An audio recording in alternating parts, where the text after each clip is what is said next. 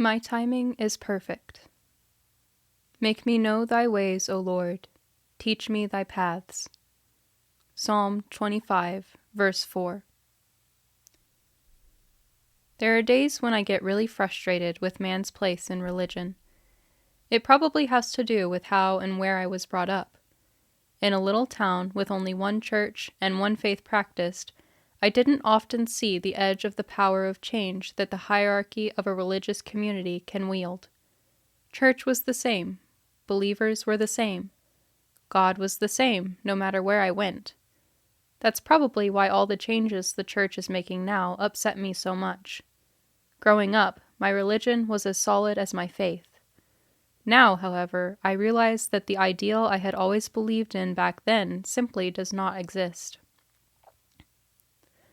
No, in this world, people want excitement and challenge. One way to stir excitement is by making changes.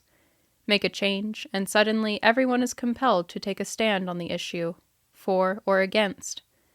The hierarchy then gains power by holding fast to the change they have decreed. Eventually, the multitudes surrender to the change, which confirms who has the power. Until, of course, someone new comes along and needs to make a change to reassert power, and the whole process repeats itself.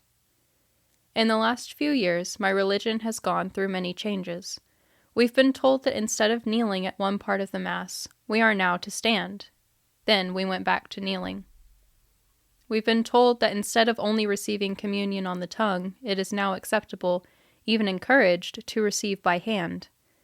We've been told that children should no longer be confirmed at 15 when they are able to make their own choice. It is now better to have them make their confirmations as 8-year-olds, because confirmation cannot be learned or earned. Of course, my mind, which had to study for a year to be able to pass the test on the religious teachings of the Church in order to earn confirmation, wonders how we have suddenly gone so far in the other direction. This concern was intensified when my 8-year-old daughter arrived at this juncture of her life. I had hoped and prayed, literally, that the rules would be changed back, as some had said they might be. However, during our first meeting for second-grade parents, we found out it was not to be. The second graders would be confirmed as per the decree of the hierarchy. For weeks I vacillated between fury and bewilderment. I didn't understand why the religion I had grown up with looked so different than the one I was passing on to my child. I argued with people, asking why this change was made, and what my options were in going forward.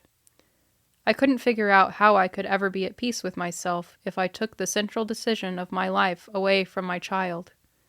But I also couldn't figure out how I would be at peace if it was God's will, and I stood in the way of that.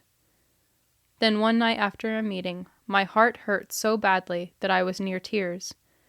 I held my daughter's hand as she drifted off to sleep, and looking at her, I finally begged God, "Please, I don't understand this. I know you know that I want what's best for her, and I know what's best for her is your will.